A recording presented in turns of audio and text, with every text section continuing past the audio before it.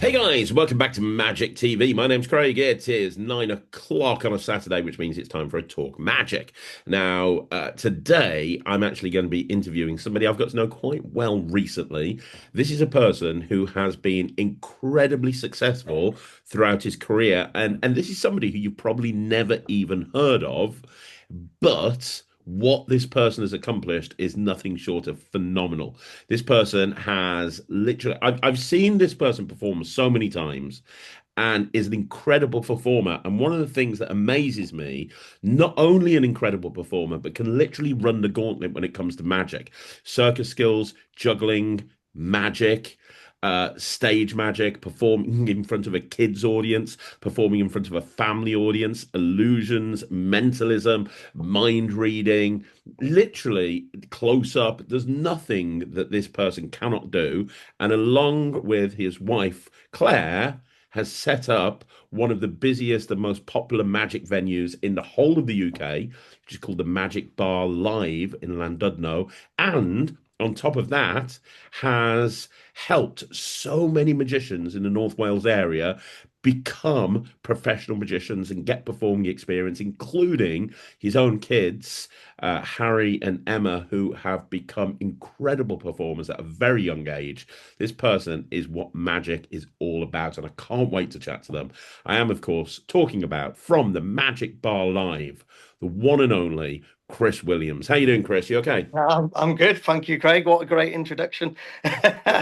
And yeah, really good. Obviously, just coming off the back of a great weekend with yourself, and I'm really excited to be here today talking magic. I'm excited about it as well. And the Magic Bar Live in London now has become me and my family's like favorite place to hang out. It's just such a cool magic venue from the second that you walk in. It just oozes magic. It's just brilliant. It really is. And you should be so proud with everything that you've built up and how you've got to, have this incredible venue that gives so many people opportunities. But I wanna kind of I know your story in magic and performing because obviously it's not just magic. We're going to be talking about clowning, we're going to be talking about circus skills. Your journey through that has been very unique, and I want to talk about that. And I want to talk about everything that you've done because a lot has happened with you in your life before you even got to the point where the Magic Bar Live even existed. So we have to start Yes. at the very beginning, right? So when did you find magic? And I say magic because obviously you also do a lot of stuff other than magic. You do a lot of performing and circus skills and clowning and so on and so forth. When did that all begin? What's your origin story? What got you into performing? Okay, so where I found magic was actually in the circus, and not just any circus. It was Gandhi's circus, and I can remember it vividly. My auntie Joyce took me to see them on Bodavin Fields. And I just remember the smell of the circus, and at the time that it was an animal circus. A lot of people disagree with this. With what I had the opportunity to ride on the back of an elephant, and at such a young age, it was bit. I always say at 4 years old, that number sticks with me distinctly, but it could have been any time between sort of 4 and 6 years old. I was young, but it was my family that told me when I left the circus that day.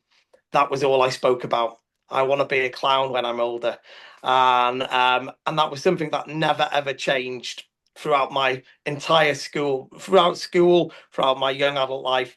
I knew I just had this thing that I wanted to be performing, and like after that, after going to the circus, I was looking to put on shows in my back garden.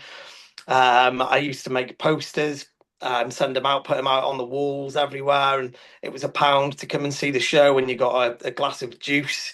It just ignited something inside me. I actually cried in the circus because the cannon that fired out the clowns was really loud. Um, and I cried my eyes out, but it still didn't obviously deter that sort of feeling inside me. It was, I suppose, the best way to describe it was magical. That's amazing. So you became obsessed with the circus side of things, not necessarily magic, from a very young age.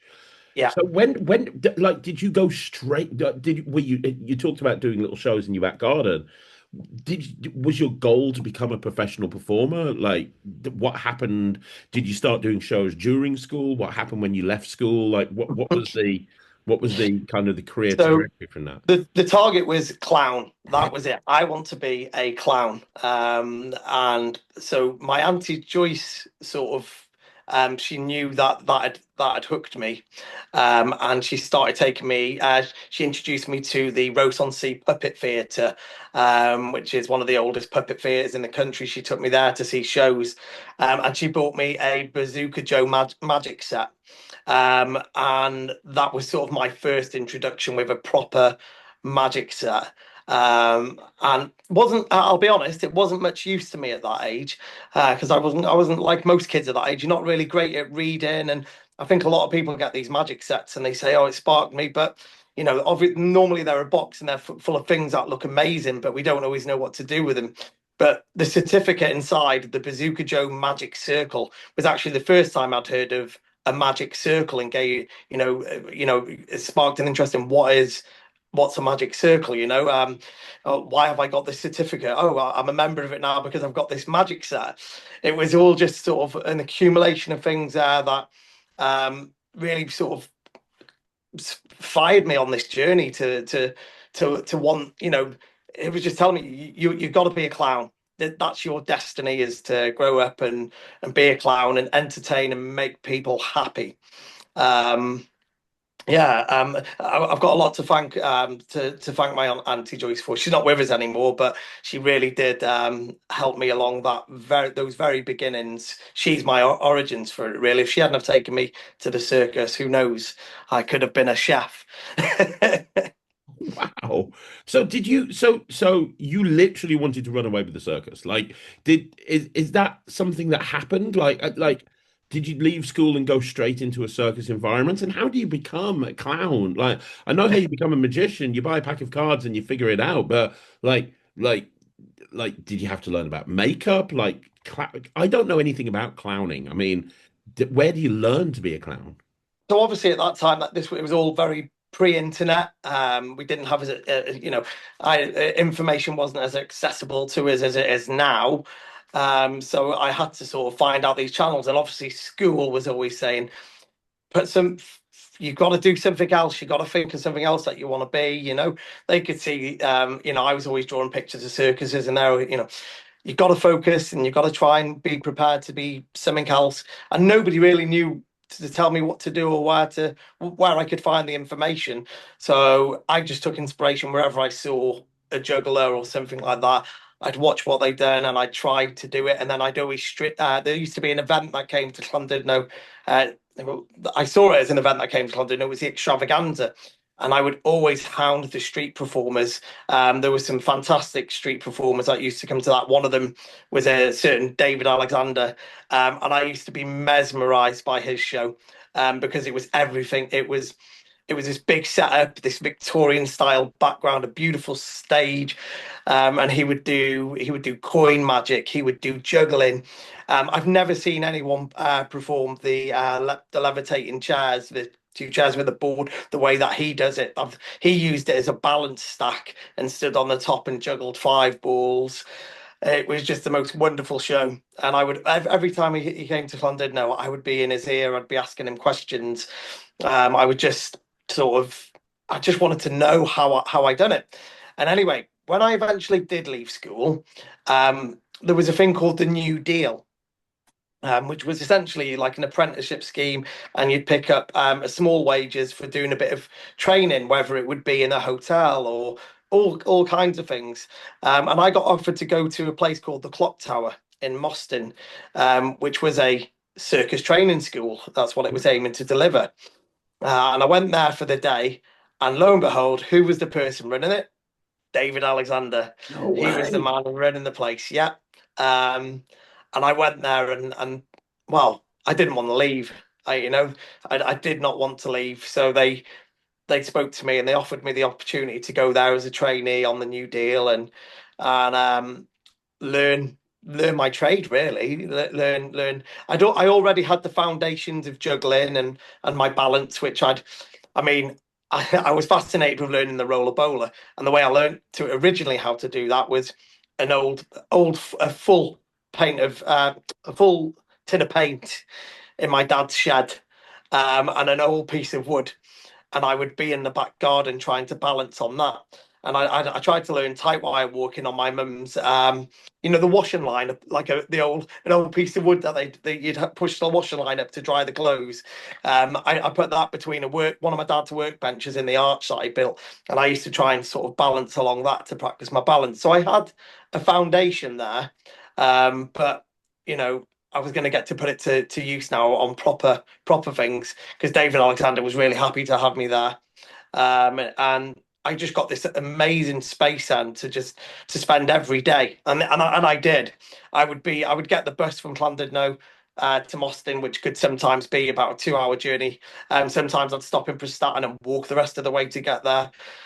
And I used to get there and I'd just have this room to myself for the whole day. And I'd spend hours upon hours, 8 hours a day, just juggling, walking on tight wires, doing roller bowler, hanging out with other people who liked to juggle. My mentor was someone who meant the world to me in this industry, Ian Liveland. He's no longer with us, but he was an absolute diamond and just sort of holding me back at just enough that I was sort of making sure I put the right practice. He was the person I would say, well, not yet, you're not ready for that.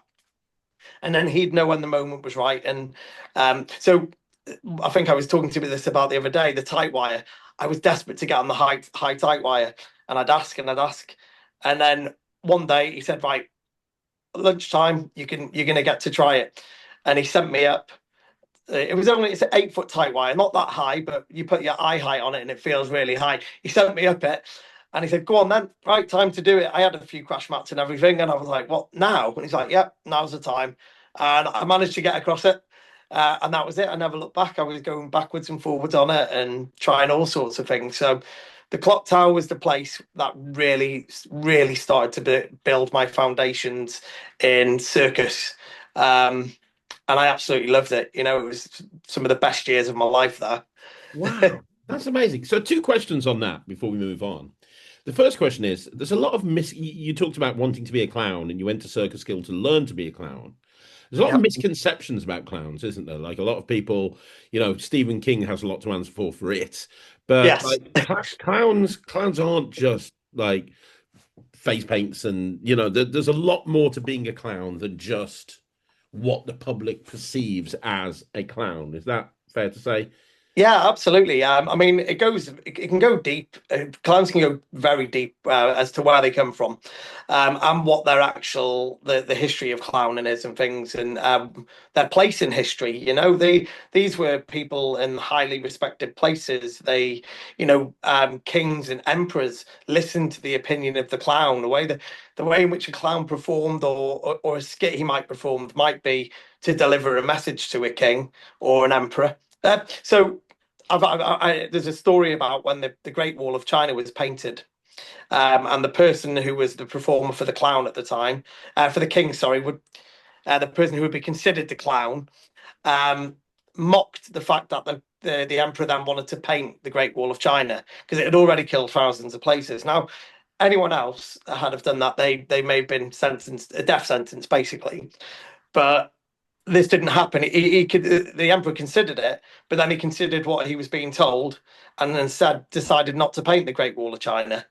And so he was spared his life, and so loads of other lives were spared. So clowns have had high places in society, but they come from deep places as well. So my clown origin story, I knew my clown character for the first time. It's a bit. I'm not keen on telling this story, but it's an actual fact.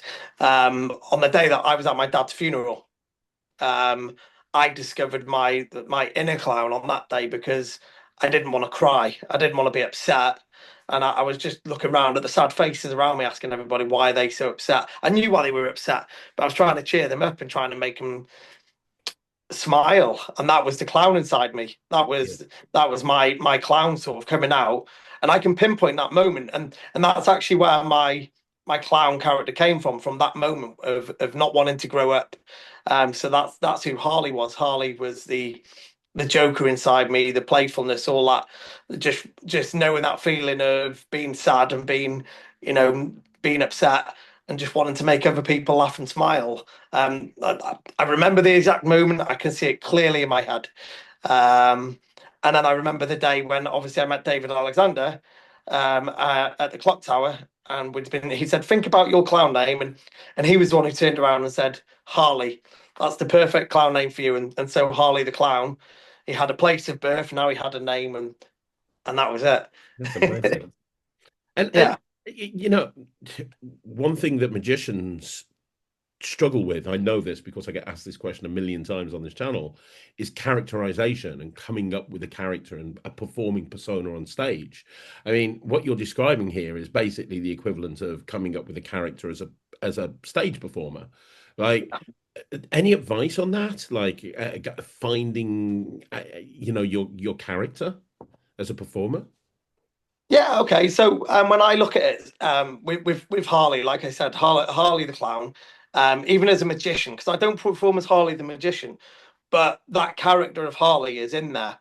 So there's a part of me as a performer, and sometimes, like you say, people who are struggling and things like that to find that exact character, it's maybe an exaggerated version of themselves. So it's when you go out and perform, you sort of become that person that you want to be, that not the person you want to be, sorry, but um maybe there's a part of you that sometimes wants to be a bit more excitable in your performance, or maybe you want to present something a little bit sadder, depending on the moment, the type of magic you're presenting. Your character, it does come from within, and don't try don't try to be someone you're not Yeah. on stage. Don't try to go out there and be the person that you're not. The character that you want to be is inside of you, and it is a journey to sort of think about it. But it's worth that while to sit down and actually spend that time thinking, who am I when I'm on stage? Who do I want the audience to see? Some people are comfortable being up there and just being themselves, and that's absolutely fine. There's nothing wrong with that. If that's what you're comfortable, but some people need that on stage persona. But don't try looking too far. The Most of the time, you just got to look within and find that character there. And I know that about a lot of performers that I work with.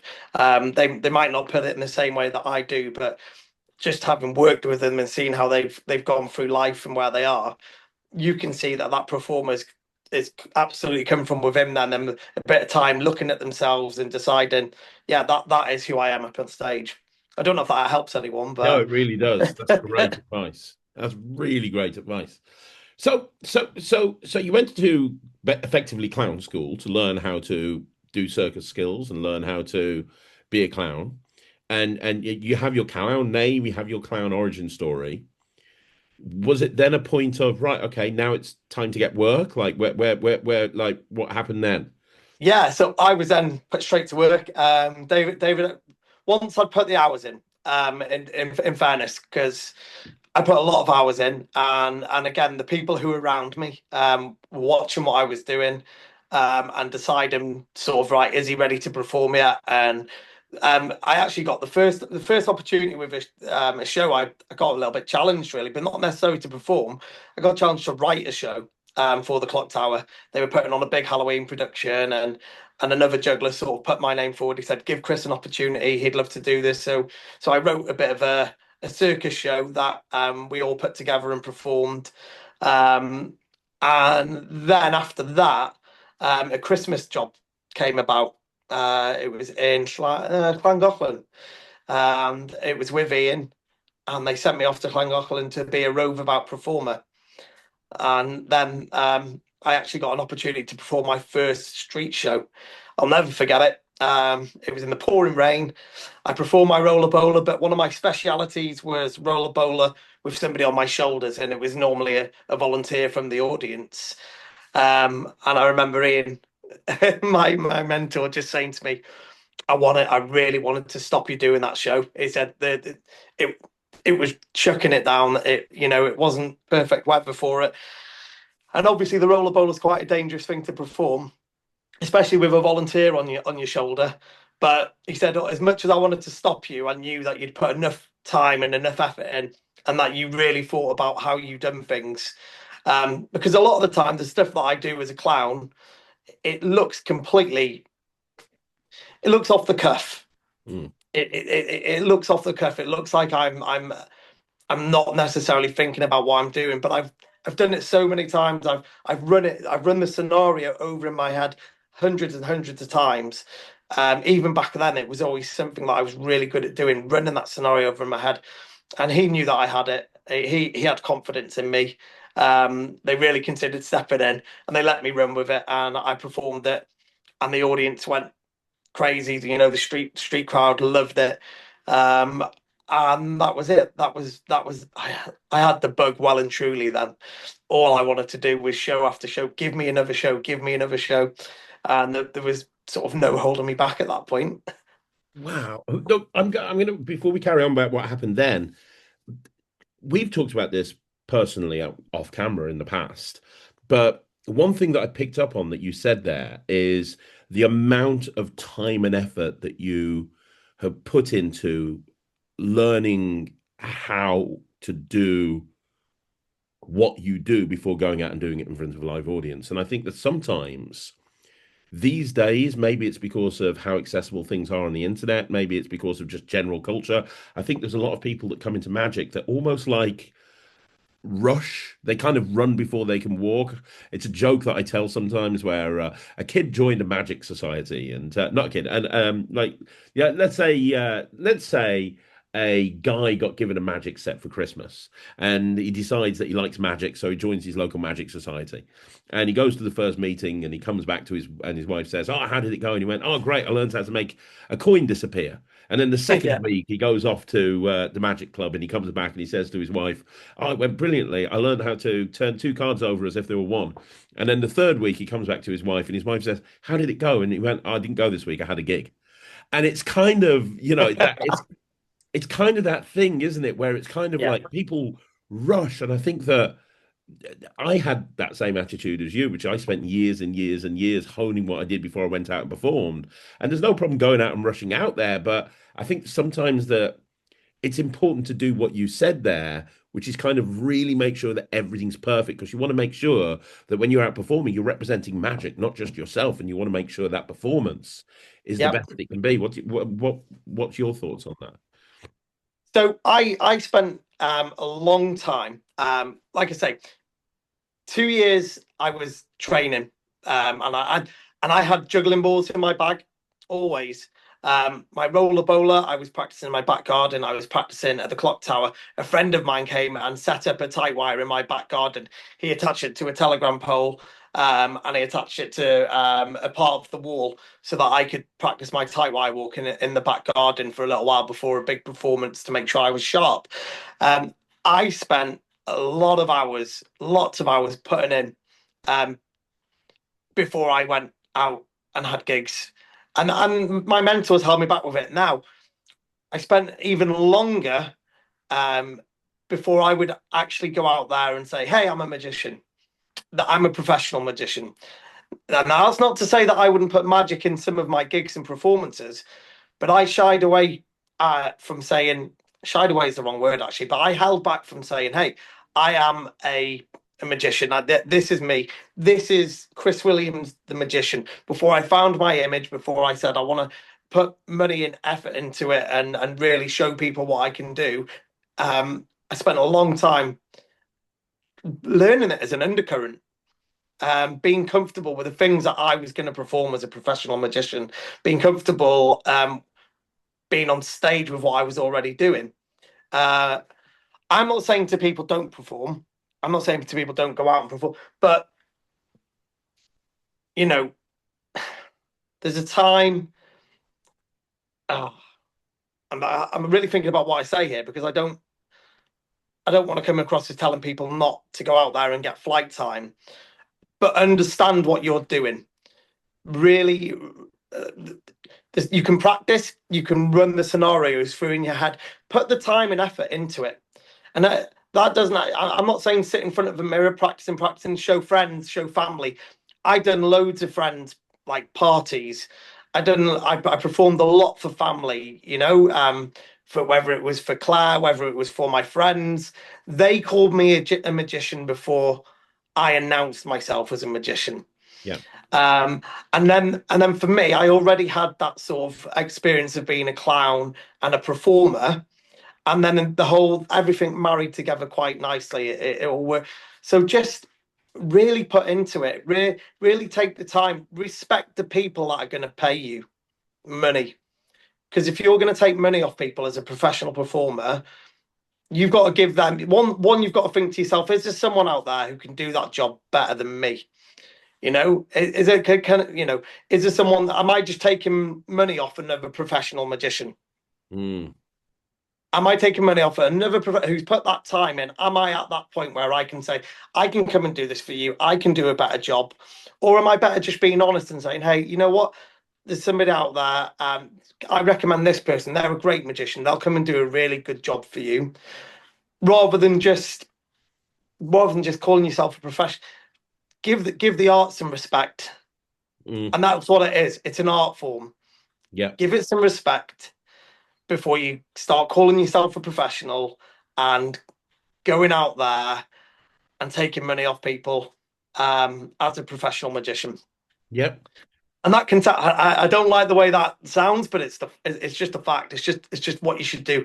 I took a long time to do it, a heck of a long time to do it. And I think other people should do that now. Maybe not as long as I did, because the information is more readily available. There's no excuse now not to be well prepared when you go and do magic. There's no excuse. There's loads of books. There's great things. There's loads of online information. Just be well prepared, and get plenty of flight time before you call yourself a professional magician. I agree completely. Yeah, no, I completely agree with you 100%. Really good advice. Uh, and that comes from somebody who's, and we'll talk about this later on, given a lot of opportunities to a lot of performers, which is just incredible. But let's go back to this. So you're now going and performing as Harley the Clown in as many events as you can. You're literally performing everywhere and everywhere. Obviously, you're from Llandudno, so there's a lot of, especially over the seasons, there's so many different places that you can kind of perform, and there's so many different, it's a tourist attraction, right? Yeah. Lots of different places you can. So something kind of touching on what we were just kind of. So I got as much opportunity as I could, but then I took another job. So I took a job as I sort of came out of clown school. I went to work in Birmingham. So I Wow. went to work at bank, bar, and restaurant to learn to become a barman, to learn a bit of that trade. Russ Irwood got me the opportunity, and then me and Russ would hang out in Birmingham. We would talk magic and things like that. We'd work together, and then we'd go out busking in Birmingham. I'd go out busking again, getting some money behind me, having an actual bit of a foundation, and still working on this idea of I am Harley. I wasn't going out there full time professional. I was getting gigs where and when I could, and I was building a foundation and still learning my art, whether it was busking, because that's a great way to learn how to perform, how to build an audience. I don't think people should ever shy away from that. If you want to learn how to perform, go out there, with a good show and get in front of a street audience, because they'll tell you if you're any good. It took me across Europe. Go out there and like I say, take in as many gigs as you can, but in different places, in different environments. So, like I said, I got a job with Russ in Birmingham. I lasted in that job for about 5 months, because I decided that I wanted to be an elf. Of course you did. Of course you did. Yeah, the opportunity came up to go and work at the NEC, for a company called Universal Shows and Entertainment. They were putting on Santa's Kingdom event, and I thought, yeah, I want to go and do that and get more performing experience. So I told Russ, who'd got me the job, I'm sorry, mate, but I've learned enough bartending now. I'm going to go and be an elf. And he laughed because he's like, yeah, but mate, he's like, that's only a seasonal job. I said, yeah, but after that, I'll find another job. Don't worry. So I did, and I went to be an elf, and I met some great people there, and I got more performing experience. I went in initially as just a meet and greet elf. Then they gave me some lines to learn as part of a script, and I became. I'm not. I don't want. I'm not being sort of like big headed. I'm not, but I became like a strong part of the attraction, because I held a big part of that together, and people loved it when they came into the Christmas square, and I was there juggling and interacting with them, and so I became a really important part of that huge attraction, that had a lot of negative feedback overall, but I'd done the best job that I could, and I actually learned a lot about how to put big grottos together, and how also how not to do it from seeing how they done it. It was a great learning experience. So yeah, I jumped. So again, all about getting more experience, but making sure I'm still earning a wage, and I'm just moving in the right direction. I also found a great magic shop in Selly Oak in Birmingham. Yeah, the juggling shop, very right near the Selly sausage. I Yeah, remember it well. where I met Anthony Waldron, who every Monday I would go in there. He would show me great magic. He would take my wages off me, and I would buy as much magic as possible and new props that I could learn. So that and I'd put them in, I'd put them into my busking shows. So I'd go out and I'd be learning, a new trick all the time. I bought myself an escape mail bag. And I'd learn how to escape from that, and some handcuffs. I'd learn how to escape stuff that were great for street shows. And it was a great time. And then Russ, he got introduced to the juggling shop as well. Again, just mates hanging out in learning magic, juggling, all types of things. All whilst having a job. Well, as one part as a bartender, next part as an elf. That's great. My God, it's just mad. So you're learning magic as well now, and you're doing all of this stuff. So what happened after the Christmas contract came to an end? You've got more and more experience. Where did you go to then? Slept on my auntie's couch for a while in Birmingham. She was happy to have me there. It was great. Um, and then I saw an audition for Haven to be a fun star. No, that's a great opportunity there. Yeah, so I went to the Haven audition in Birmingham, and got the job. They loved what I'd done. Actually, as a matter of fact, there was a few of them that were trying to get me, because at the time I could tight wire walk, I could blue model, I could fire breathe, I was juggling, I was doing roller bowler, I could do close up magic because I was really starting to get them skills along. Um, I'd been a DJ. I forgot about that bit. I bought my first DJ equipment when I was 14 years old. Of course you When did. when my dad passed away, I decided I needed to get an income for the family. So my mum let me buy DJ equipment from a catalogue. So I'd been doing a DJ at weddings and functions and things like that. Not many weddings, but more sort of 18-year-old birthday parties and the odd christening and things like that. So I've been DJing since I was 14. So I understood how sound equipment worked and things like that. So I had all these different skill sets that I could call upon. So when they seen my resume, they like all quite a few different parks really wanted me, and one down in Maplethorpe in particular, and that's actually where I ended up working, at the Golden Sands in Maplethorpe as Oh, I've a been fun there. star. I've been there. It's a great place. I I, Yeah, I took my illusion act there many times. it was the old the upstairs room. They had a big upstairs room, Yeah. um, and I went there, and that was hard. That was really hard because obviously my time away in Birmingham, I was family. This was the first time away, and I was on my own. I was sort of no family there. I kind of got on with the other guys. I had a couple of friends, but I found out about cliques then and how clicky groups could be and things. And I found myself sort of on my own quite a lot. But I also found myself having a hard time because other people weren't turning up for certain things. So I was doing like Rory the Tiger, doing the party time with him, and then I'd be doing story time with him when there was someone else meant to be coming along and doing it. So I was spending a lot of time as a mascot. Then they'd be asking me to do fire breathing outside. But then once you've done that, could you go and do the kids' party times and maybe do a bit of close-up magic? So they were really spreading I had plenty of energy, but they were spreading me thin. I was doing a heck of a lot of stuff for them. Whilst all being a young man, I was a young lad and I was trying to make friends and meet people. And so I made a couple of mistakes there. But it was nothing that a young lad wasn't doing. And anyway, I lasted. It was another one where I lasted a good 5 or 6 months there, Mhm. and then we parted company. I won't go into that story. That's one I'll tell you. Sorry for anyone watching this. I'll tell you that when we meet. But yeah, I learned a few hard lessons there, and it was nothing too much down to what I was slightly responsible for it, but I was just a young man just having a good time, and yeah, so then I found myself looking for another job. So I went back home to Llandudno, started picking up circus workshops and things, working back with the clock tower guys, and then started picking up some other holiday parks or holiday park places. I got a place that I work now, Knightley's Fun Fair.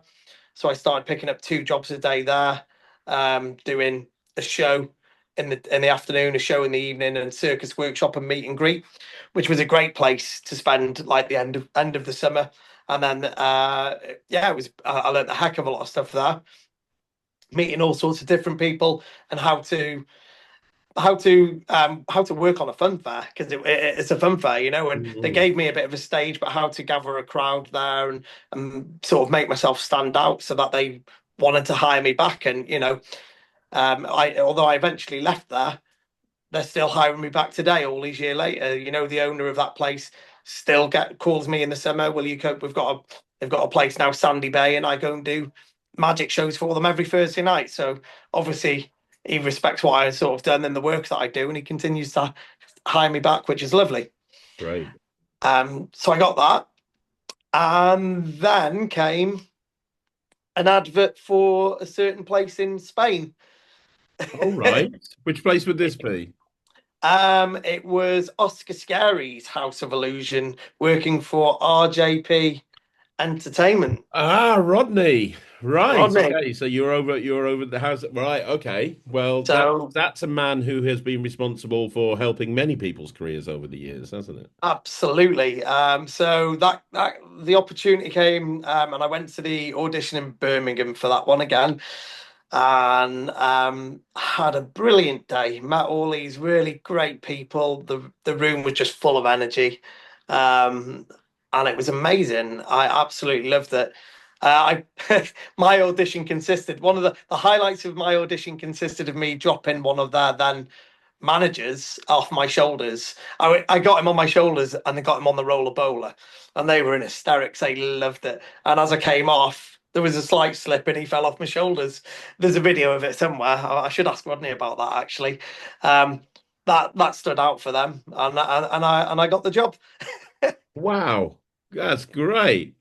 Well, Yeah, actually, very quickly, because I want to hear what happened there. I know a lot of people want to work at Rodney's House of Illusion. There's so many people. He does auditions at the beginning of every season, around about February, March, and the amount of people that have come to me and they've said, because I've never worked there, but the amount of people that have come to me and said, I really want to go and work at Rodney's, but last year I auditioned and I didn't get through. Is there any advice that you could, as somebody who's actually worked, and I know you know Rodney all these years yeah. later, I know he's actually worked at the Magic Bar Live. So is there any advice that you can give somebody who's wanting to go and work at Rodney's place and they want a Boston audition?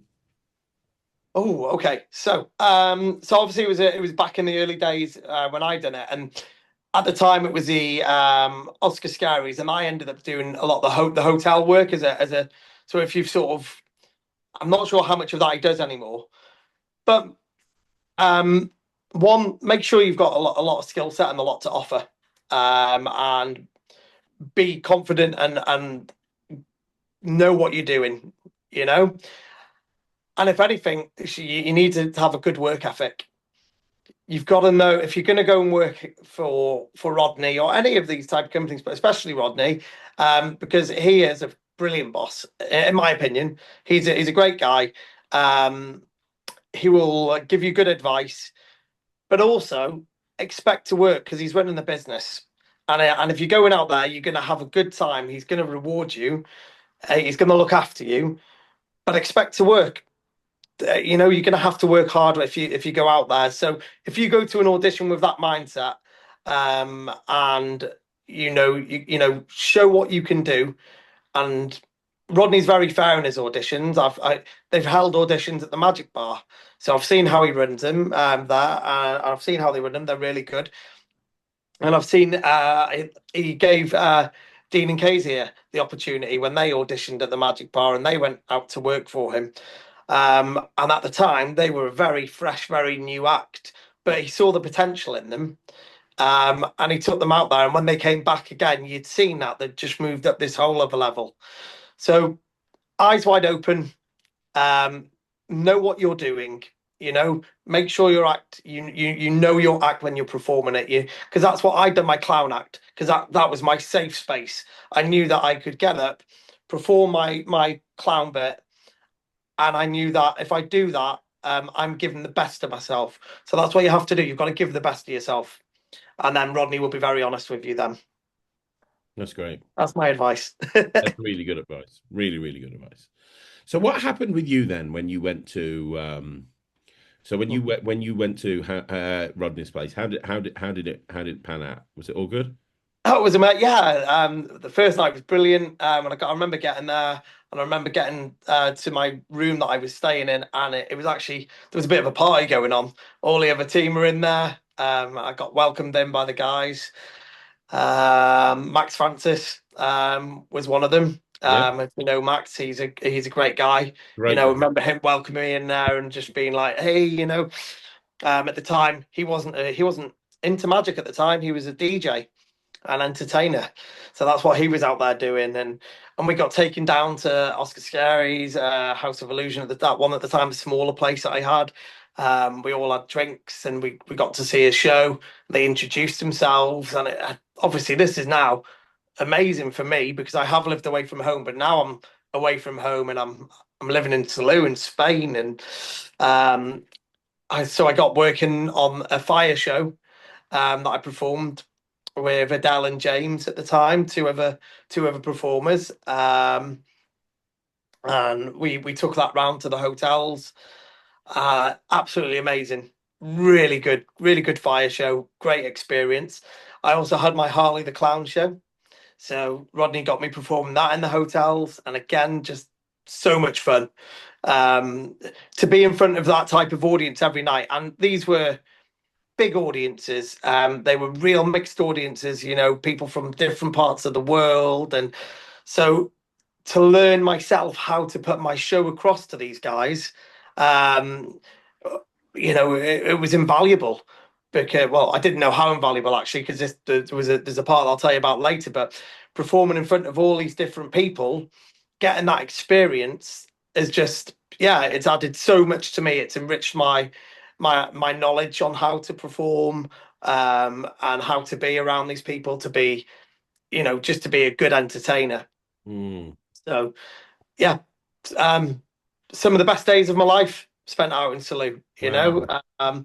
Made friends who, we do keep in touch now and again. A few of them that I speak to, or not massively, but because to be honest, I don't do the Facebook thing very much, where I talk to people over Facebook. So, but if I see them, we always like to chat and reminisce about having a great time over there. And I'm forever grateful to Rodney for giving me that opportunity. That's amazing. That's fantastic. So what happened next then? Because I know, like, obviously the end of this journey this point is the Magic Bar Live, and I know before that you had an entertainment company, and you still Yep. do. Like, how did you go from working at, because you've been bouncing around, getting experience everywhere? Like, I'm gonna be an elf. I'm gonna work with Rodney. I'm gonna go to Haven. I'm gonna do all these different things. Yeah. At some point, you were like, right, okay, I need some stability. I need to be in one place. And how did the journey go to that point? Like, where did you go from Rodney's? Okay, so from Rodney's, I came back. over back to the UK, and then I got involved with the extravaganza, Which which is a big, for actually, people that don't know, this is a huge thing in Llandudno. It takes place yeah, every year. It gets thousands and thousands of people coming, and there's so much going on. I've never been yeah, there, but I've heard it's incredible. it's a huge event, and I'd actually performed at the extravaganza earlier on, coming out of the clock tower. They invited me along to go to it, and I performed. I'd done a whole weekend of shows. I was doing 9 shows a day during this event, just busking. I was killing myself, but I was young, and that's what you do. And there'd always been, so because of where it felt in the air, there'd always been an opportunity to sort of somehow be involved in the background. But when I came back this time, I sort of put myself forward a bit more. I went to some of the meetings, and I really sort of tied myself down as I'm involved with the extravaganza. And again, through all of this, whether I was away or not, I was always keeping in contact with what was going on in Llandudno, Yeah, because I knew that eventually that's where I was going to be. yeah. Llandudno's my home. Even though I don't live in Llandudno, it's where my heart is. It's a great place. So I always knew. So I always just kept this undercurrent of being in contact and keeping an eye on what's going on and advising on what I could advise on with the events. And also when I was around the extravaganza, I learned a lot from different people. So my involvement grew with that when I came back from Spain. I also was picking up bar shifts and keeping my DJing going at a local club in London. No, it's no longer there, but they used to get me in doing a lot of their entertainment stuff and working on the bar. They gave me great opportunities, and that was my working men's club environment where these people, if I could get a magic trick past them, and if I could do a trick for them, and they were impressed, then I knew I was doing all right, because they wouldn't mess about with you. They would tell you, they would say that's good, or they would say that's a load of crap, mate. You know. Uh, and I got that in the early days. I got that a lot, and then as I got better, and they were sort of like, wow, and I could see the respect growing from them. And even as a performer, when they started hiring me back to do their stage shows, and I'd done a few magic stroke hypnosis gigs because that was something I got into as well. Um, yeah, they put me up on the stage, and these guys are coming up to me. These are builders, these are people, tradespeople, who, if you're not good, they just tell you outright. So all of my experience, I was starting to sort of feel the fruits of that now. And then a friend of mine said, "Oh, there's an opportunity for you to go and work in Greece. I've got a friend. They need a full season, someone to come and manage the bar, the entertainment, and do all of that for them. Do you want to do it?" Yeah. Do I want to live in Greece for half a year? Absolutely. Let's do it. So we flew out there in the Easter of that year, where it was really quiet. Went to a place called Nidri, and met the owner there, and he gave me the job. Because if he didn't give me the job, if he met me and didn't like me, I'd have been coming home, and then I was basically their DJ for the summer, fire breather, magic for people when they were there, running karaoke, everything. And again, learning all of my stuff in a completely different environment, in a different country, out of my comfort zone. And now I was responsible for the entertainment and coming up with the ideas. Um, the goal was moved, and if the nights weren't looking busy or weren't looking good, the owner, Kyriakos, would turn to me and he'd be like, why is the entertainment not working, or why aren't there people here? And yeah, he'd ask me lots of questions, and it was another great experience. So I spent 6 months out there. Adopted a dog while I was there as well. I'll give you this sort of the bit of this, named Bobby. I started walking him every day. Couldn't leave him in Greece, so I took him home. But I couldn't Wow. bring him on a plane. Yeah, I couldn't bring him on a plane, so I got the ferry from Greece to Bari in Italy. I got the train from Bari to Naples, where there was a guy running a circus school there who'd said, if you're ever in the area, and I'd messaged him, he's like, yeah, yeah, come along. And I went to that area, and long story short, the circus school didn't exist anymore. and now I'm stuck in Italy. In But luckily, I'm stuck, and on my back, I've got my juggling clips, I've got my roller bowler, I've got a packet of cards, and I've got a little box full of some other magic tricks in there as well. So I got myself from Naples to Rome, where a friend of mine who had met in a lady called Sylvia, I'd met her in Greece. She said she'd help me out. They helped me with accommodation and things like that, and I would do busking in Rome during the day, meeting all the there was a couple of buskers. Marcello, he was the finger puppet guy. Puppet. He borrowed me. He borrowed me some money actually to help me out with food and things first. And then another guy called Chufo, who was an amazing street performer. I've never seen a roller. He was my inspiration for my Britain's Got Talent roller bowler act. What he done, he was my inspiration. He got a freestanding ladder with a platform on it, and he'd get four members of the audience to put carabiner clips on each side with rope, and they'd hold it from all four sides, and he'd climb up this roller bowler, tout this ladder, put his roller bowler on top, and he'd balance on top of it and juggle. It was a superb act. It was so good. Yeah, so he'd given me the inspiration for my tower ladder that I built myself, that I eventually took on to Britain's Got Talent. So, you know, seeing these performers and working with these performers in the streets of Italy was absolutely in Rome was invaluable, and it was brilliant. And then I went from there, and I went over to the Drunken Ship. It was in Piazza and Fuego. Is that the one? No, Piazza Nova, or no, one of the piazzas. There's a place called the Drunken Ship, and I went there, and I wanted to speak to the manager because I needed some more work. He wasn't that interested, so I showed some magic to some of his customers. They loved it, and then he suddenly piqued his interest. So he gave me the opportunity then to perform there regularly.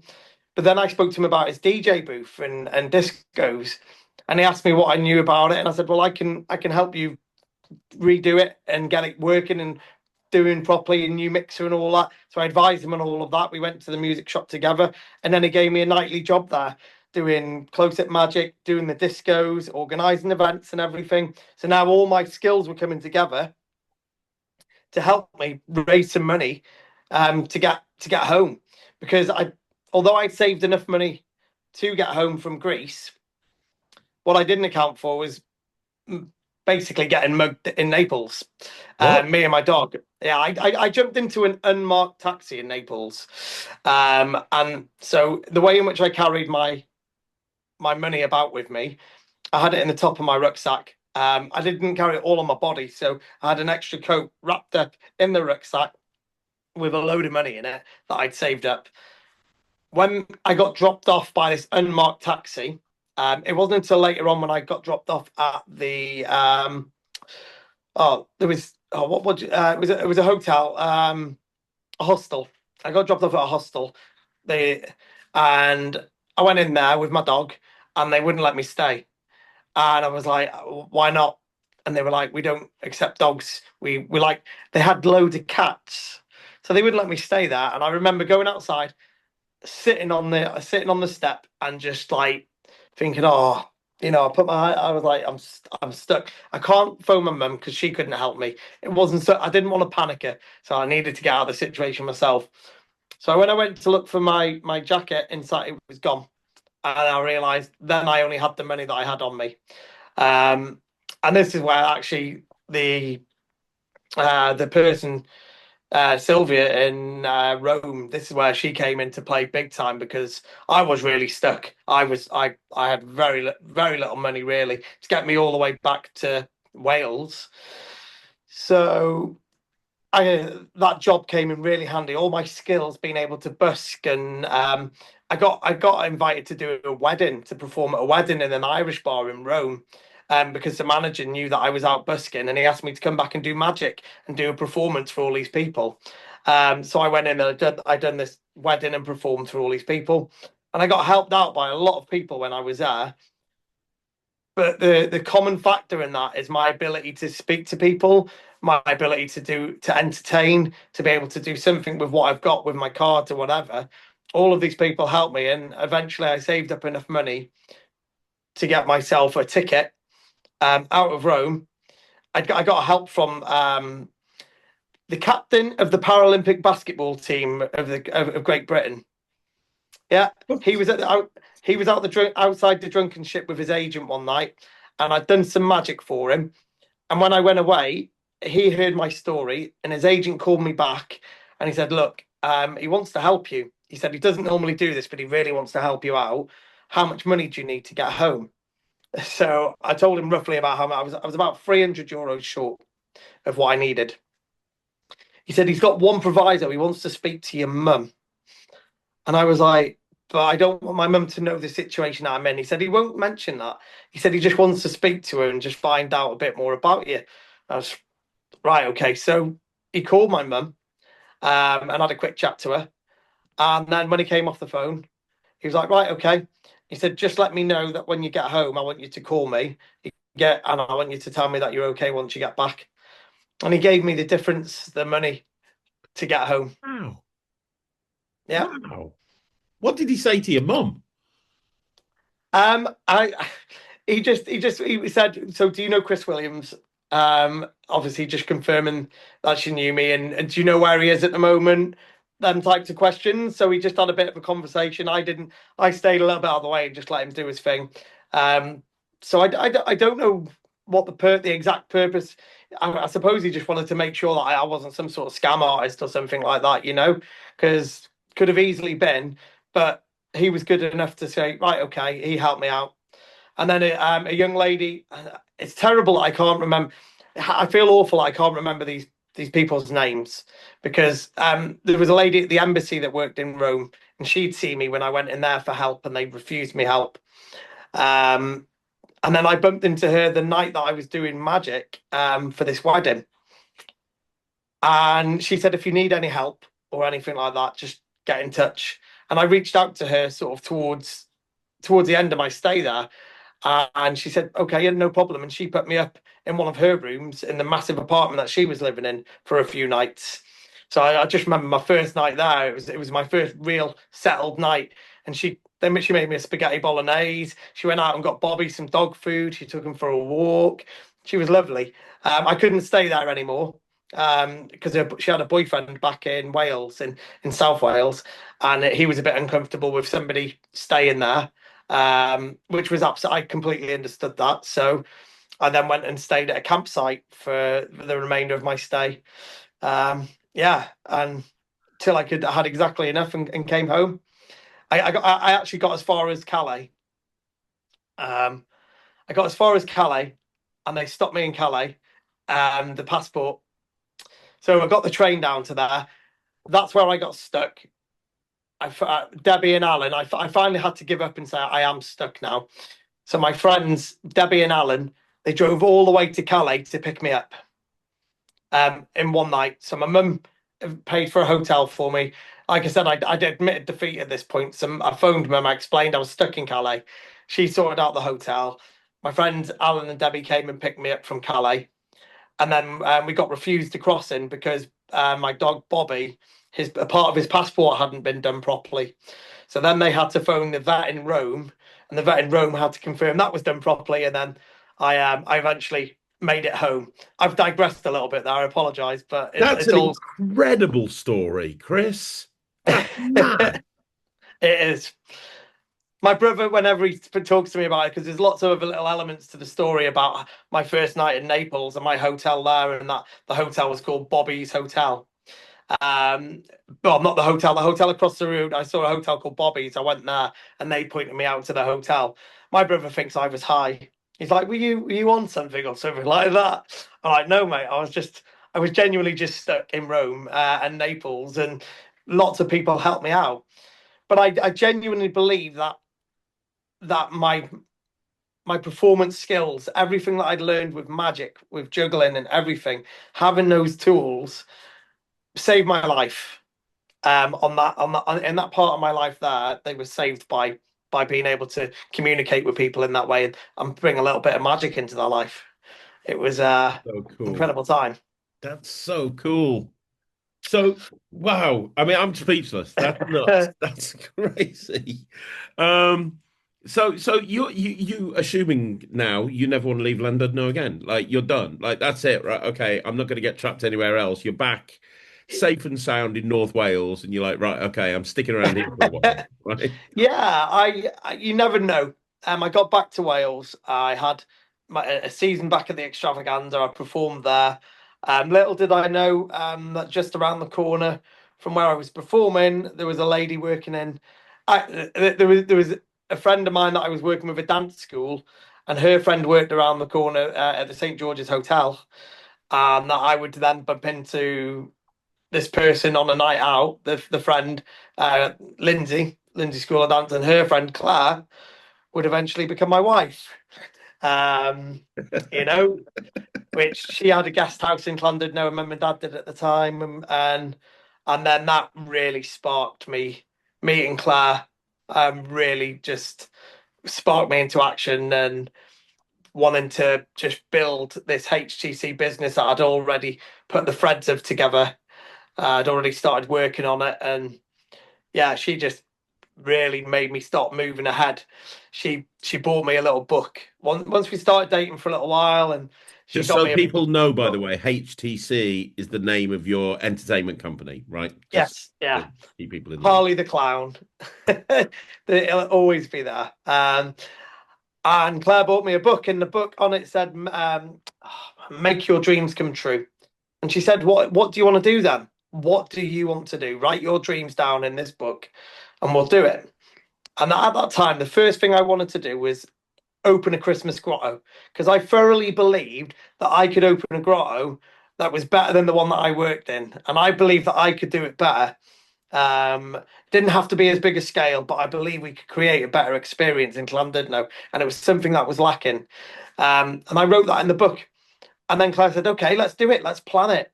And I was like, "Wow, this is amazing. Let's plan." So we planned it together. We wrote down what we wanted to do. We made the plans. We pitched it to a venue that were going to let us use our venue and support as a tabernacle in Llandudno. And they were brilliant. They were so behind it. And we Claire went and got a loan from the bank. This is a lady who hadn't known me that long really, and she went and got a loan from the bank to put into it. Um, yeah, and we put that we put it into it and built this amazing grotto that people loved. And then that was the start of the adventure, the big adventure, because now I'd met that person who was really going to help me forge it together because that's important. Because I think, in this life, there are many factors where, whether it's performers or whatever, we think we go alone, but we never really do. There are always people on these journeys. There's lots of people that have helped me get to where I am that are still a big part of my life that are so important to Yeah. every step. Which is why every person you meet, you should meet with respect and be, and be give as much chance and listen to and give them the opportunity and like Claire just sparked that in me, just sparked something to really sort of build the business and go for it. And it seemed to go upwards from there, really. And it has gone upwards from there. There's ups and downs, but it's always been ups and downs on an upward trajectory, right? I Yeah. feel, Well, that's entrepreneurialism. That's being an entrepreneur. You start here, you end here. It's not this Mhm. journey. It's that, yeah, yeah.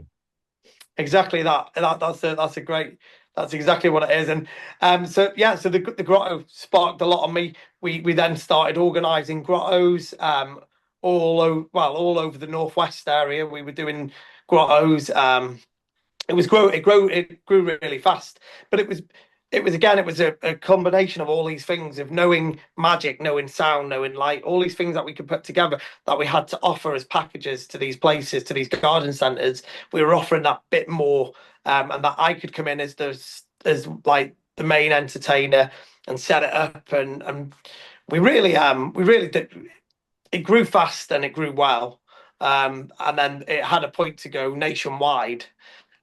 we got offered an opportunity to be in like, I think it was like nearly 40 garden centres across the UK. And that was just one centre, garden centre that wanted us, like 40. But we knew our limit and we had to turn that down because that was too quick to go, took us a while to get to that point, getting their trust and things of what we've done. And we just had to sort of scale it in a little bit. All whilst doing everything else, whilst performing at the International Estevod, whilst taking our first steps, proper steps together in the extravaganza and becoming more involved with that. And whilst building this little seed in the background, which had always been there, had always been an end goal to have a venue that I perform in. Even as a kid, I was the whole thing of people coming and seeing a show in my back garden. I was always looking to have a venue to put a show on. And is what can I do in Llandudno that could be for people to come and see a show? That seed of the it wasn't the Magic Bar Live at the time, but that seed of it was there all along, Yeah. So it's gonna there we go. So yeah, so that's yeah, like I said, came back from Greece, extravaganza, met Claire, and you know what? At that point, I could do a lot of magic. And probably like yourself, I've forgotten a lot of the magic that I had learned back then with in the magic shop, and that as I've been moving along. But all this time, my number one thing was still Harley the Clown, Hmm. which I incorporated magic into. I wasn't going out there saying I'm a professional magician. I wasn't selling myself as a professional magician at this point or over trying to. I was still learning that.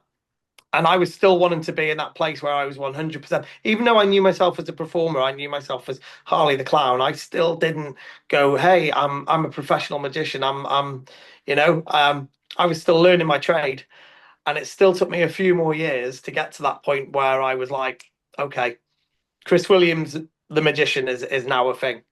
Um, that took a little bit longer. So Okay. So this story is mind blowing. It really is. It's just like it's yeah, it's mad. So I have to ask. So you're riding high. You've found a person who is not only your partner in life, but also your business partner, somebody who's really pushing you to levels that like just pushing you in the right direction. You're setting up this incredible company that's like having opportunities left, right, and center, yeah, along with everything else that's going on. What happened then? Like a lot of people would go, yeah, that's good. I'm fine with that. Like, I'm performing. I'm going out and performing as much as I want to. I'm getting a chance to perform. I've got an entertainment company, so I'm getting to pick the gigs and the jobs that I want to do. I'm working with big brands. I'm, setting up. I'm the go-to guy when it comes to Christmas grottos. Like, uh, a lot of people would kind of just go, "Yep, that's cool. I've peaked. I've pinnacled. I'm good. I'm fine right there." yeah. What made you then set up the? I assume the next point was fulfilling that dream that you had in the back of your head and setting up the Yeah. Magic Bar Live. What made you decide to do that when everything else was going so well? So everyone knew Harley the Clown. And I was kids' birthday parties, festivals, and things like that. I still do my main residency of Greenwood Forest Park, where I perform in like any half terms. I'm there all summer, as you know. I still do that now. I'm going to be there in October half term performing because it's a great place. I'm very lucky to have been given that gig. I've been there now for how long have I been at Greenwood? 13 seasons now. Wow. Um, I went in there thinking if I can get 10 years out of this, I'll be happy. Well, next year will be my 14th year there. So all of that's going great. Um, I start getting involved with the North Wales Magic Circle, just sort of getting introduced to that. And I really realized I do love magic. I've always loved magic. Magic has always been a part of my life. It's been there. I had the magic set. My first gig was I was 9 years old. my first paid gig. I've kind of said all along here, but I never sold myself as a magician. But kind of as a 9 year old, I did once, because I had I'm going to go back to the certificate that I mentioned before, the Bazooka Joe Magic Circle certificate. I wish I had it here to show you. It's at my unit, and it's in my ROA folder. I keep it in there as a reminder, and it's as a certificate. Like, I've never been shy of showing that. When I've had a few job interviews in the past, I was never shy of showing that certificate to the boss or whatever, because it's got my kid's handwriting on it, Chris Williams, and I tell them the story. Look, when I was 9 years old, I went to the Trinity Centre in Llandudno, which was the old People Centre, as it's known, the People Centre, and I said to them, I want to put on a magic show here. I want to put a magic show for you guys. Ticketed, would you pay me something? And they were like, yeah. I said, I am a member of the Bazooka Joe Magic Circle. And I show this is proof of my training and my and yeah. So I showed them that very proudly, very proud. And they said, yeah, do it, absolutely. And I took two of my friends with me, and we set up the sound system that was there. And I'd spent weeks going into the shop at the end of my road, Llandudno Wholesale, getting boxes and making illusions out of boxes, vanishing illusions, and stuff like that, and just coming up with ideas. I was doing the cardboard sword illusion with the sticks through it. I didn't know how to do that, but I was trying to perform it for people in there. I was a 9 year old kid wanting to perform. That's So brilliant. that's the first recorded thing of me saying, "Hey, I'm a professional magician." But that's a kid talk. But right up until the point of meeting Claire, I didn't. Magic had always been there, and I'd never really gone. I'm Chris Williams, a magician, and I decided that at that point that I really want to be more of the magic community, and that I think there's an opportunity in Llandudno to do something, and there are people around the area. There are lots of magicians in the area. Um, it'd be a great opportunity, and I wasn't exactly sure how I was going to do that. But first thing was to push myself as a magician. So I started going to wedding fairs, and I started doing weddings. And I didn't entirely enjoy weddings at first, because I did enjoy it because I was performing, but I knew that people weren't there for me. And as terrible as it seems, I think if any magician or any performer is honest with themselves, we like the attention. We love it. We thrive on it. If you're a performer and you don't thrive on the attention of an audience, you don't tell me that when you go home, you're not still wired. And then when it goes away, or when you don't do it for a while, you miss it. Then I would never understand that mentality. But for me personally, the buzz of being, I think about nothing else. When I'm performing, there is nothing else in my head. It's the most wonderful time in the world, being on stage in front of that audience. It's you in the audience, and nothing matters apart from them having a good time. And while they're having a good time, I'm having a good time. And you don't always get that at weddings. It can feel like a bit of a chore. Any magician will say that, if they're honest. So I was like, how do I flip this? How do I make this more fun for myself? How do I do this? Because I've still got to earn money for my family, and I want to do it as a magician. So I created the Magic Bar. And I know there'll be a lot of other people who've done the same sort of thing at weddings. I first of all, I bought one of these spider tables with the top on it, had the Magic Bar printed on it. We went out, we bought champagne glasses, we had them logoed up with the Magic Bar on it. And that's what I was selling. I used it as a gimmick to get into wedding fairs. Instead of paying for my picture at a wedding fair, I sold myself as entertainment to wedding fairs. Hey, I'm gonna bring entertainment to your wedding fair, magic. But what I'm going to do is I'm gonna serve drinks to your customers when they come to me. So when your bride and groom comes to the Magic Bar, they will get a glass of prosecco, and that's what we've done. So they came to us. They were getting glasses of prosecco and watching magic. Now the dynamic was flipped. They were at a wedding, people weren't coming to me. I'm not going to people to do magic. Now they're coming to me, and they're coming to the booth, and they're having a drink, and they're relaxed, and they want to see magic. And so that was what I told the brides and grooms. Look, I said, rather than me go round to the tables and interrupt their conversations, which is all right, which is good, well, if they want to come and see me, and now I don't have the pressure of walking into a room with 30 tables, and I've got to go, right, I've got to try and entertain as many of these people as possible, and going from one table to another, having to maybe reset now and again, or I was always quite clever. Like most magicians, I thought about my pocket management, so I wasn't doing too much resetting between tables. Now it was all there at my bar. I had everything I needed. It was really relaxed. I'd serve them a drink. They'd sit on the stools. They'd watch some magic, and then they'd go away. And if everybody didn't come to me, that's not my fault. They didn't want to. They were enjoying your wedding, because only the people who want to be entertained will be entertained. Yep.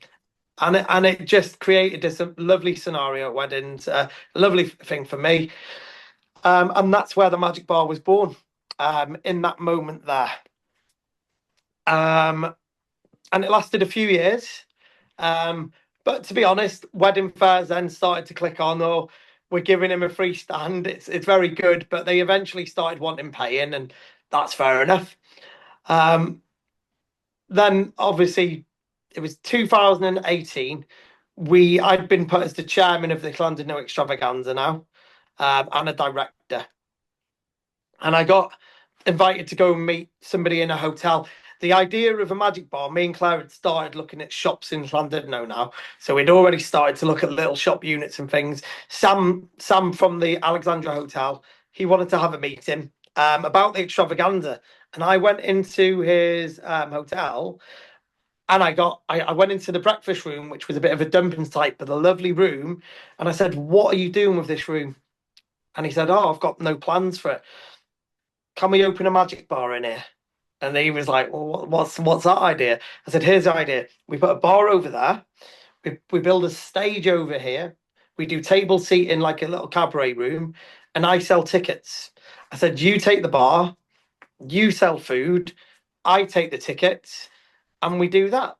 And Sam was like, let's do it. And he was all in. So that's it. So Sam gave us the opportunity to move and open up the Magic Bar Live. Now at this point, so we're 2019 here. We aimed for our opening time to be the Victorian Extravaganza. Even though that was a very busy time for us, we know there's going to be lots of people in Llandudno. We bring performers into Llandudno in any way for the Extravaganza. So we knew that we could obviously give them some extra work, get them up in the Magic Bar, and have a really great opening weekend. We poured everything we had into it. So every resource we had to be able to, we basically used what little savings we had and what stuff we had behind us to get this up and running. So it wasn't a massively expensive thing, but it was a little bit of a gamble. Even though we didn't have the overheads, we had to show Sam that it could work. We had to put commitment into it, learn a lot of things. Now, again, at this point, we'd learn how to, or the people to talk to get websites. We knew what we were going to need from ticketing point of view and all of these other aspects. So we had a lot of experience behind us to actually make it work. We were really confident we could do it. We'd started to speak to certain people in sort of like the North Wales Magic Circle, who would be interested in coming along and doing the magic if we opened this and started these nights. So we knew we had people behind us. We knew we'd be able to make it work. And the first year was fabulous. People really loved what we were doing. Don't get me wrong. We spent nights there where we were looking, going, well, this is great. When people were, on a Friday night, finding our feet really, because we made Friday nights a free night, turn up for close-up magic. And it wasn't working. People weren't turning up for close-up magic. And we found the secret to that was put a ticket price on it for that particular one. And also, okay, if we're going to put, how can we then we made it a ticket price with a drink, and we tried to make it more appealing, and we added VIP. We tried all sorts of different things and to get to pique people's interest, and it started to work. A lot of people that still come to the Magic Bar now were coming to the very first days of the Magic Bar when we opened. But then, of course, we all know what happened next. 2019. Um, Something I want to say, I want to quickly touch on with this. A lot of people out there, quite a few people have asked me about putting on a night, about starting a sort of doing what I've done with the Magic Bar. I know there's a lot of other guys. You've got Matthew Wright who's got his place. Obviously, Rodney long before I done anything. I worked for Rodney. Um, Mark Bennett. You've got Mark Bennett, yeah, Smoking Mirrors. You've got and now you've got Funky Snake as well. A lot of people are like, how do you do these things? I'm going to tell everyone what I believe is the absolute secret. If they want to go do anything, and it follows that line of what we've been talking about now, credibility, and you have to build a reputation where you are to be able to do something, to be able to get somebody to back you in the way that Sam backed what we wanted to do, to be able to walk into a venue and hold your head high and ask them for the opportunity to do what I've done, or to what any other guy who's opened one of these places is. You need credibility. You need to build the years, put the time in, the experience, learning the business, and have something behind you so that when you go in there and say, "I do this." Like, first of all, one of the big one for us was with any event, we could always point to the International Eisteddfod. Yeah, we provide the entertainers for the International Eisteddfod. We provided their opening night entertainment. We built a whole circus show for them. So straight away, when I say that to clients or anyone who's interested in doing anything or working with me, I point them to that. I can point them to the names of the people that the grottos do. And locally for me, my involvement as a volunteer. So a lot of people say, why do you do the extravaganza? I do the extravaganza. I've done it for years and years as a volunteer because I loved London. No, because again, I have a nostalgic connection from when I was a child. It's the one event I remember as a family with my parents that we went to. I've got pictures of us all together. We got dressed up. It means a lot to me, and the reason I got involved because I seen it needed help to keep going. But just the experience from being involved with something like that and learning the ropes and understanding as a volunteer how that works. And I've put in a lot of hours as a volunteer. I a lot. It's almost drove me and Claire to divorce. And I say that like it's got that heated between us of being of putting so much time into that event. But what that has done is that gave us a foundation and this credibility that means when I speak to people anywhere locally about what I do, I can go International Eisteddfod, Christmas Extravaganza, Conway Pirate Weekend, Llandudno Victorian Extravaganza.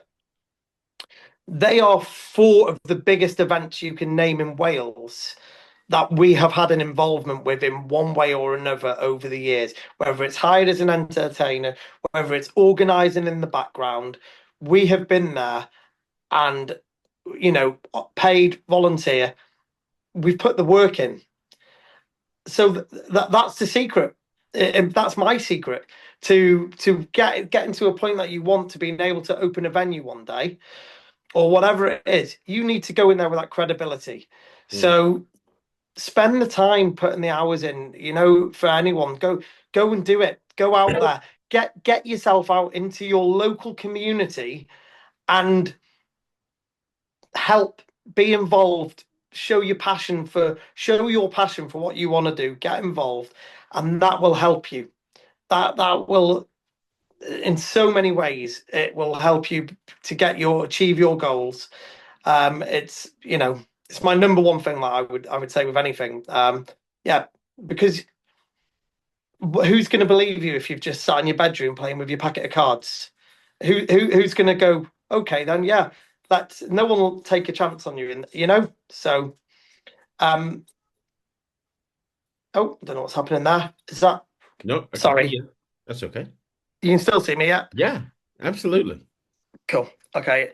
So yeah, sorry, I digressed then, but then we That's go into that the was great advice. That is something that everyone should listen to because it's the dream. The dream is to run your own venue. So, and I think for a lot of people, like, yeah, and a lot of people might not have that dream, but for like, I think you touch on this a heck of a lot. Um, Going out to business meetings, going out, being part of these networking groups. If you want to build your business and build you, you can't do it just like taking the odd gig here and there. You can't. There's so many aspects to it. That's how you put your time in. That's where your hours come from. That's where when you're charging £500, what some people want to charge for a gig, when they say I'm charging £500, why? I'm charging £500 because of the hours that I've put in. That's not always practice. That's the business hours as well. That's building you as a brand, as a person, as a performer. All of those things comes from everything you put into it. The more you put in, the more you will get back. And that takes time. It's not overnight. It takes years. I'm not there yet. I I'm I don't see myself. People look at me and see me as successful. I don't see me. I'm not going to stop now. I've still got a long way to go. I look at other people and I keep going. I'm going to build. I want to get better. I want to do it better. I want my shows to be better. I was talking to you. I want to be a better magician. I was saying to you the other day how I want to be. If I could even be like 5% um, of the knowledge that you've got and the performance ability you have with magic, just through spending time with you, I will be a better all round performer. And never look at somebody else and go, oh wow, they're amazing. Like I'll never be that good. Look at somebody else and how good they are, and say, okay, how can I be? Don't how can I sort of take a bit of what they do and make myself better? How percentage wise, how much would make me a better magician if I just applied myself in the way that they do? How would that make me a better magician, a better person? Always just, you know, take from everything that you can and build yourself as a better performer. Never look at anything in a negative way. Always just see how can I be positive about this and how can I learn from every experience. mm. Sorry, I'm waffling, No, you're but not. This is incredible. it's This is a masterclass. This is a masterclass. This is right now. The Magic Bar, you talked about setting it up in the room of a hotel. But the Magic Bar, as we now know it, if somebody went to Llandudno today and went to see the Magic Bar, it's its own custom venue. Um, yeah. that's kind of the last part of the journey up until where we are right now, which is moving into its own custom design venue. I mean, what made you choose to go down that route? So we all know what happened after 2019. We won't go too much into that. Obviously, that wasn't a disaster for the Magic Bar because we sort of looked ahead. We kept promoting what we were doing. We took every opportunity when we were allowed to do it safely to run shows at the Magic Bar um, and just keep getting the name out there as much as we could. So then skip forward to 2023. And I'd obviously started planning again for getting the extravaganza back on the road and everything. Went to a place called Blend, a coffee shop, and struck up a relationship with them and loved their venue. I loved the shape of it. I loved everything about it. And then every night the Magic Bar was quiet at the Alex, I used to stand outside and look at Blend, which was across the road, and picture the Magic Bar live above that door. Now, you'll know what door I'm talking about because you've seen it. And how you see it is exactly how I saw it in my head. I just used to think about it. It's manifestation. It's its own magic. I believe in the ability to, I absolutely 100%. If you want something and you think about it and how you're going to do it and you see it, you can make it happen. And it got to a few months in, with my relationship with them, and Extravaganza came. We held up there, and then they closed down. It was announced in the newspaper it's closing down. Claire sent me a message with a link. She's saying, "Look, they're closing," and I was like, "Oh, is this our opportunity? Are we ready for this?" Now, if I'm totally honest, from a financial point of view, given everything that we'd been through and everything that we'd poured into the Magic Bar version one, we didn't have the money to jump into it. But what we had was a brand.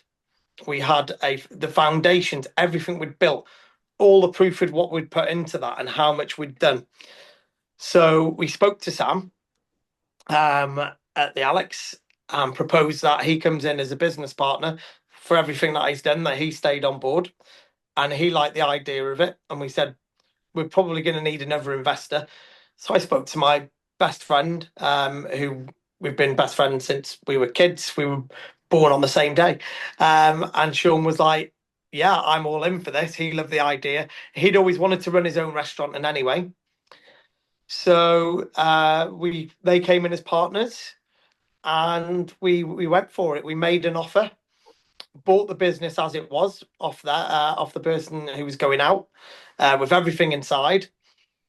Set our date to open. We didn't just take it over. We said, right, we're going to open by summer holidays. That's our deadline. We want to have a soft opening before it, and then we're going to open. Didn't realize how big the challenge was going to be inside, because we were told the kitchen is in full working order, and to be honest, the place had been left to go a little bit yet. And then obviously we had a stage to build, we had lighting to do, we had the whole room to paint.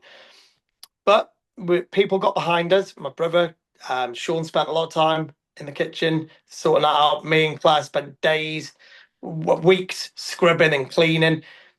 People from the North Wales Magic Circle, Dave Hutchinson, Martin, put their time in, came over, helped us building things, helped us moving things. Everyone put in. It was a team effort. All these people who had been there for us in any way, who'd had the opportunity to perform, who wanted to see us get to the next level, all came along, all helped us. And it was an opportunity that we couldn't really pass by. And so, as you see the Magic Bar now, from that sort of moment on, it was born. There it was. We saw the opportunity and we took it. We didn't let it pass us by. It was the right time. We'd built up a big enough audience. Tickets were flying out for that summer already, and we thought, well, we could definitely increase our ticket numbers if we do it. So we took the punt and we done it. Oh wow. I mean, what an inspirational and that was 2023. We're now nearing the end of 2025. It's gone from strength to strength to strength. You have shows on most Yeah. days. You're open all day, breakfast, lunch, dinner. Food is amazing, by the way, just saying. You've had, I mean, just this year alone, you've had Harry Merlin Piper, you've had Rodney Piper, you've got Jackie Yu in a couple of weeks, you've had Michael Amar, you have, huge names, but Paul Roberts on a regular basis, Jay Gatling on a regular Yeah. basis. You do so many shows. Harry and Emma, your kids are incredible. They're Yeah. doing stuff there. Every time I come and watch you, and I've probably watched you about 15 times now, you do a completely different show. Like, you must be blown away with what you're doing. I mean, it's doing so much for Magic, and every time I go in there, the place is rammed. And that's not even taking into consideration Fridays, where you're giving so many magicians opportunities to, like perform for the first time. It's incredible. Yeah. The bottom line of all of it for me was that when I decided that I'm going to say I'm a magician, when I want to do anything, I like with the extravaganza. I want to promote Llandudno, the place that I love. I want it to be an amazing event. With magic, when I came into the magic community, I want to try to give something back. I want to give people the opportunity that I feel I didn't have when I was younger. I didn't really. I wanted to be a performer when I was younger, but I didn't know where to look. My family were in that industry, in that business, so I had to sort of, like a lot of people. I'm not saying I was the only one, but I had to try and find my way through, and I did in my own way. But I always thought to myself, wouldn't it have been great if I did have somewhere to go and perform? If I did have somewhere I could learn them skills? And quite often, or not, the performers aren't given the opportunity. And at the Magic Bar, it's the best place to perform magic because the people are there to see magic. So if you're going to get flight time, why not get flight time there? Our audience is that come into the magic bar, and we forget this as magicians. People aren't as exposed to magic as we think they are in our heads. Our day-to-day lives are flooded with magic. We see it in our emails, all our Facebook feeds. The algorithms are picking out magic for us. So all of this stuff that we see in magic, we are seeing it regular. But the regular public, they're going about their lives. They have no idea about this world that we live in. So when they come in to see magic on a Friday night, they're coming into it cold. So one, they have no idea what to expect. They've got no idea. So more often than not, their expectations are way, way, way exceeded anything they could have imagined, and it's supercharged what people do. So Oliver Bell, prime example. When we first met him, he was just at the North Wales Magic Circle. He was just really getting involved with that. He had no stage opportunities, and this is only like back in. So he started our journey early as well, but we're only talking. It doesn't feel like even. How old is he now? He's 19. Saying that seems mad that he's only 19. When you see where he's at with his magic now, so we're only going back 3 years, and to look at where he is now with his magic, from being able to perform on now. We don't just go get up there all the time. We're not crazy. He's got to come up with his shows. He writes his shows. He comes up with great ideas. And we're not like making him or giving him opportunities all the time. But he gets good opportunities to put his own show up there. He gets to do close-up magic when he wants. And the same with Martin, who only got into magic because of the magic bar. Macaulay only got into magic because of the magic bar. Max, his first real big experience with magic was coming. Well, he'd had a bit before that, but we're coming up to the magic bar, and we're sort of encouraging what he's doing as a performer. These are people that have been they're what they do has been supercharged, and they have more flight time than most magicians in front of willing people. And that's the kind of the thing that I hope I'm giving back a little bit. I want magicians to have that place to do magic. I think they should have places to do magic. They should have places where they can go in and perform magic to people that want to see magic, because it'll, in the long term, they become much better magicians. You can't help it. Absolutely. Absolutely. So, look, we're at a position now where the Magic Bar is doing great. You're still performing outside of the Magic Bar, but a lot of your focus is taking place in the Magic Bar, growing that and making that as big as it can be. Two questions, actually. The first question is, there's a lot of people in this industry that dream big and never hit those dreams. I want to be a professional magician. I want to own my own magic venue. I want to travel the world doing magic. I want to create my own magic trick, whatever the case may be. A lot of people have that dream, but they never realize it. You're somebody who's had several dreams over your career and has systematically hit every single one of them, despite there being a lot of ups and downs along the way, and a lot of highs and a lot of lows, and a lot of points where people might have gone, you know what, I'm throwing in the towel. You've continued and you've continued and you've continued and you've forged ahead. So for anybody who's watching this that has goals in this industry, for anyone who's watching this that has dreams that they want to hit, as somebody who has gone through adversity and still managed to succeed, what advice can you give them? Okay.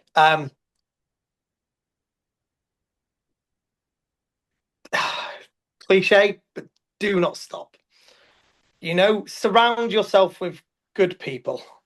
That's the first thing. No one is self-made.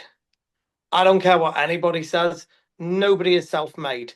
Not at the point at where they are. You might think, okay, I started out by myself, but there will be people all along the way who push you in the right direction. Sometimes there will be people who push you in the wrong direction, and it's not good for you, right?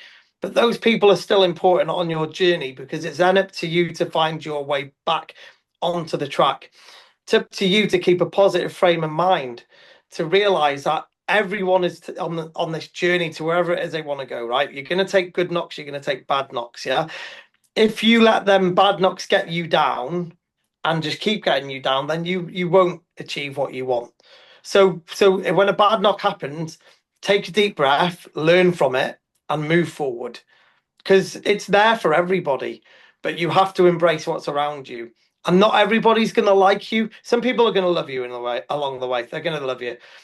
Some people aren't going to like you along the way. That's just a matter of fact. Whether you might think everybody likes me. No, there are people out there that don't like you. Whether they tell you or not, it's just going to happen. But all you can do is be the best version of yourself. Keep on moving forward and don't give up on your goals. If you want them goals to happen, you're the only person who can drive to make them goals happen. You're not the only person who makes it happen, but you've got to keep driving.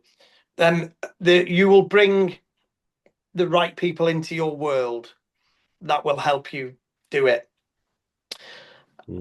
And that's it. Look at how we've connected now. You guys can, and it's been great. Our kids hanging out, and my kids are getting experience coming to perform with you guys. Like, that's the universe. The universe brings the right things into your life if you put good energy out there. It sounds all hippy dippy, I think, but it's true. Yeah, It's no, just a fact. You put the good stuff out into the universe, and good stuff will happen to you. But it also doesn't happen without the hard work. yeah, that's it. That's it. The hard work. That's the other thing. I can see, I watch you and see how hard you work, Chris. You just never stop, not even for a second. Which is, the other thing about being an entrepreneur, 100% all the way through. And the other thing is, you've had lots of goals over your career and you've hit every single one of them. My final question for you is, what have you got left on your magical bucket list? Because you have achieved an awful lot. And to be clear, and I say this a few times on these interviews, but it's because I interview very successful people. But I'm saying the same thing to you. If you could take a snapshot of where you are right now, event company, all the experience that you've had, everything that you've done, all of the things that you've managed to achieve, and running your own magic bar, having people like Jackie Yu come and perform for you, having people like Michael Amar come and perform for you. If you could take a snapshot of that right now, and you could say to the majority of magicians in the world, that is where you will end your career, they'd be like, yeah, I'm happy with that. That is a win. And yet you just said to me earlier on, you don't even feel like you're getting started. Like what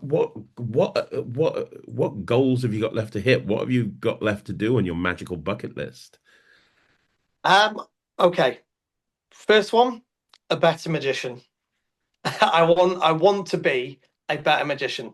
I want to carry on my journey. I want to keep learning as a magician. I don't want to stop. And I want people. I'd like eventually people to go, wow. When they talk about Chris Williams, they go, he was a great performer. He was a really good magician. I want people to go, the magician Chris Williams. I do want that. That's little. I've had people go. Sarah experienced it the other night when she went out for something to eat with Claire. The waitress in the restaurant went, oh, Chris the clown, your husband. You know, okay, it's not Harley the clown, but people all know they know me for that. I'd love people to know me as a magician. And my career, where I want to keep helping magicians. I want the Magic Bar to become a place that I really want it to become an iconic venue that people go, you know what, you have to go to the Magic Bar. And I don't think where it is now. I love it. I love the venue we're in now. I love it. But I think there's possibly an evolution of that. And there's an evolution of the Magic Bar at the Magic Bar. Um, and on a slightly bigger scale as well, possibly around the country. But Wow. I'm all global. I don't know. I could because yeah, at the moment, I've told you about my theatre the theatre that I want to restore in Llandudno that I'd love to. That's in my mind very positively at the moment as the big step for the Magic Bar, and I don't see why I can't do that. I'm putting it out there now into the universe, aren't I? Hmm. That will happen. It will happen at some point. that's a very big task. But yeah, so that you know, if you ask me in 5 years' time, in 5 years' time, I'll be probably running that place. And Emma she'll be one of the main managers there running it. Also while enjoying performing. See, yeah, bigger magic bar in the theatre, and Emma and Harry successfully doing whatever it is that they want to do in their lives. Well, I had a chance to speak to Emma this weekend, and she said, "Yeah, I'm going to finish school the second I can, and I'm taking over the Magic Bar." She absolutely wants to do that. Yeah. And if that is, then I 100% back it. I'll do everything I can. You know, there's a point, isn't there, as a parent, and you're doing your dreams, and I'm not slowing down because I will go for as long as I can. I think my ultimate thing is becoming and being a better magician. But I think there's a point as well where you start thinking that you want to make sure that your kids see their dreams fulfilled. You know, the support that you give to your kids, and you take that little back step, and you sort of just whatever it is they're doing, you just want to all you want to do is see them go on and be successful people however you can. um and that would make me extremely happy, and hopefully find a way to make Claire as happy as she could be as well, you know, because they're the people that are around you that are important. Your family. Yes, yes, 100%. Amazing. And I want to ask you one more thing, which is if somebody's watching this and they want to perform at the Magic Bar, it could be because obviously, just for people if you don't know, the Magic Bar's open, in season all week, every single day, pretty much. And the show's on most evenings and lots of different shows, and they have lots of guest artists come in. On a Friday, it's VIP encounters. If you Yeah. are a close-up magician and you invite a lot of people for North Wales Magic Circle, Magic Society, but if you are a close-up magician, you can contact Chris and come in on a Friday, and it's a great chance to be able to perform in a real environment where people are buying tickets to see close-up magicians. It's a great environment. I got a chance to do some close-up magic there this Friday. It was amazing. Um, if so if somebody's watching this and they want a chance to perform close-up magic, or they've got a show and they want an opportunity to perform a show at the iconic Magic Bar Live, what do they have to do to get on your radar? Because I know that's the question. I know there's going to be a lot of people watching this that are thinking, this is amazing. This is exactly what I've been looking for. How can I get on Chris's radar? um right, reach out to me, magic at themagicbarlive.co.uk. We will give anyone the opportunity. We will work any way we can with them to get them up on stage. If you're working a new act, and we need to open up a new spot at some point for you, we will do that. Um, we will work with anyone who wants to get on stage, and we will help them come and perform magic. And that is the bottom line. And also, if I miss a message or anything from you, if for some reason you can get me on Facebook, you can get me on WhatsApp like everyone. If for any reason I'm not getting back to you, or I forget to get back to you, please don't be offended by that. You know, I'm working on a multitude of businesses, and my head isn't always. I'm not always the fastest to respond. I do try, like anyone else in this industry, I do try my best. But hunt me down. I'm because once you actually come and speak to me, if you can speak to me face to face, or once we have a chat on a phone call, I promise you, I will do everything I can to give you the opportunity, because that's what I want people to have, opportunity to perform magic. Yeah, That's what we're there for. absolutely, 100%. Chris, this has been an incredible interview. If people want to buy tickets, if they're coming over to Llandudno, and they should do because it's a beautiful place to visit. If they're coming over on holiday and they want to hang out and come to the Magic Bar Live, the website is themagicbarlive.co.uk, right? Yep, that's it. Themagicbarlive.co.uk, and that's where you can see the menus, but that's also where you can see what what's coming up and where you can get tickets and so on and Yeah. so forth. And there's stuff on almost every single day. So if people want to come over and want to support you, that's where they go, right? Yeah, and if you're a magician in the area and you just want to hang out, and come in and have a drink with me or whatever you want to chat magic, if I'm available or whatever, and I know when you come in, I'll make myself available to come and see you. I know a few have popped in and see me, a few have missed me, but I will always try to be available for a chat, chat magic, or just anything really. Just if you want to you chat life, advice, I'm there. Give me a shout and yeah, I'll be at your call. That's amazing. That's absolutely fantastic. Chris, thank you so much for coming on the channel. Thank you so much. I've been trying to nail you down to do this interview for the best part of a year, so I'm very excited. I've finally managed to get you. That's how busy this guy is. He's so busy.